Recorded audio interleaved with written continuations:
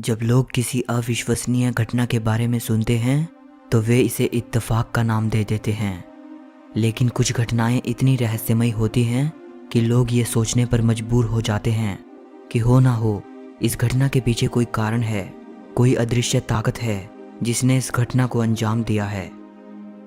इस वीडियो में आप 10 ऐसे ही ऐतिहासिक संयोग जानोगे जिन पर शायद ही आप यकीन कर पाओ।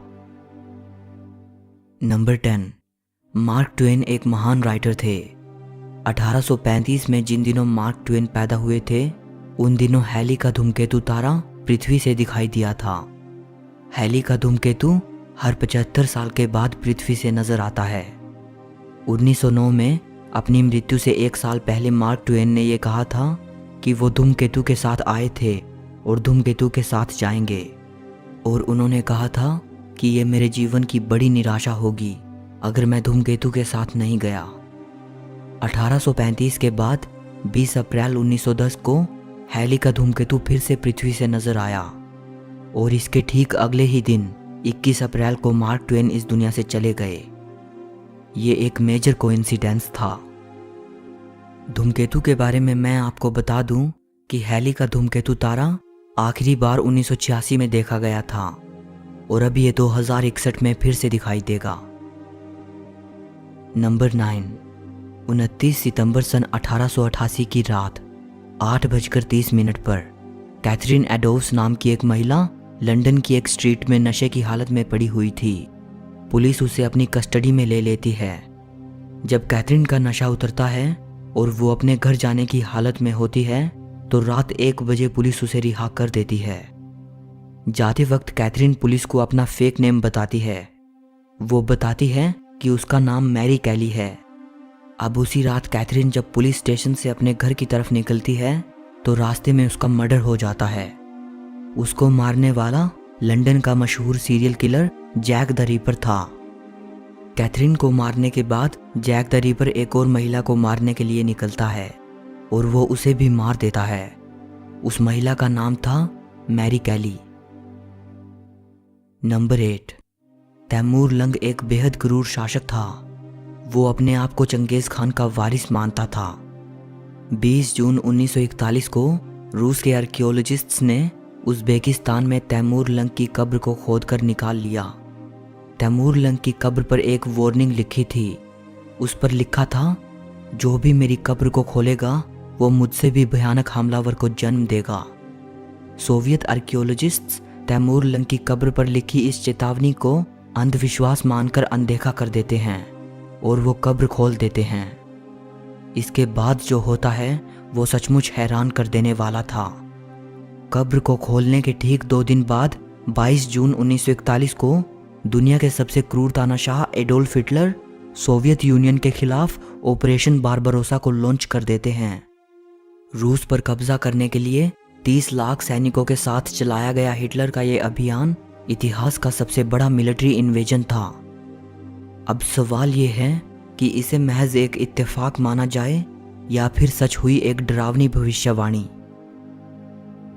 नंबर 7, 1930 में जोसेफ फिगलुक नाम के एक व्यक्ति डिट्रॉइट शहर की गलियों में घूम रहे थे। तभी अचानक एक इमारत की ऊंची खिड़की से एक बच्चा उनके ऊपर गिरता है। खुशकिस्मती से जोसेफ के बिल्कुल ठीक समय पर वहां मौजूद होने से बच्चे की जान बच जाती है।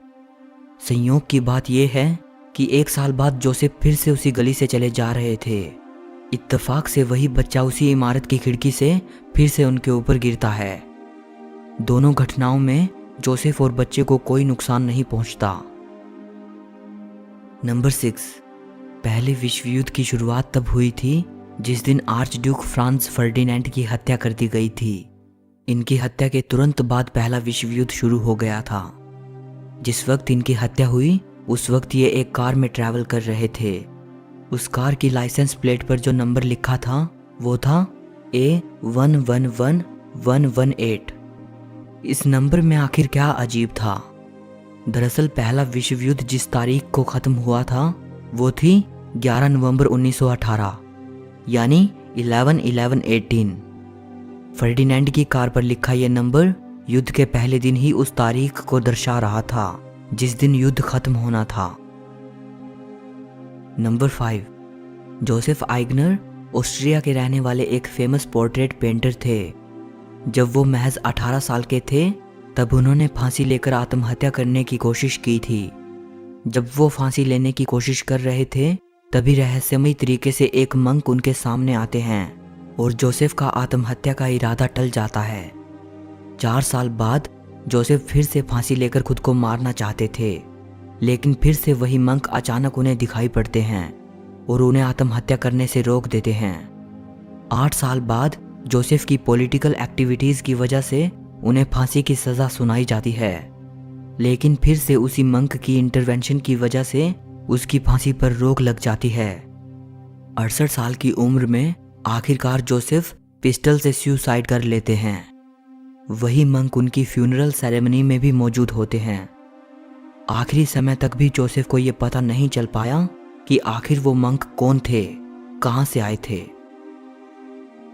नंबर 4, फ्रांस के राजा लुइस द 16 जब छोटे थे तब एक एस्ट्रोलॉजर ने उनको ये चेतावनी दी थी कि 21 तारीख उनके लिए खतरनाक है, और एस्ट्रोलॉजर ने उनको ये एडवाइस दी कि महीने की 21 तारीख को वो बाहर ना जाएं और हो सके तो अपने सुरक्षा कर्मियों के साथ रहें। उस एस्ट्रोलॉजर की इस चेतावनी ने युवा लड़के को बुरी तरह डरा दिया था। वो 21 तारीख को किसी भी बड़े काम में हिस्सा नहीं लेते थे और अक्सर अपने घर ही रहते थे। इतनी सावधानियों के बावजूद उनके साथ 21 तारीख को कई बड़े हादसे हुए। 21 जून 1791 को उन्हें उनकी रानी के साथ अरेस्ट कर लिया गया और 21 जनवरी 1793 को उन्हें एक्सिक्यूट कर दिया गया। नंबर 3, अमेरिका के ओहायो स्टेट में 2 जुड़वा बच्चे पैदा हुए थे। दोनों भाइयों को जन्म से ही एक दूसरे से अलग कर दिया गया था।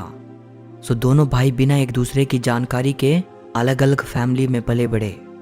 लेकिन जब वे बड़े हुए और एक दिन इत्तेफाक से जब उनकी एक दूसरे से मुलाकात हुई तो वे ये देखकर हैरान रह गए कि उन दोनों की जिंदगी में गजब की सिमिलैरिटीज थी।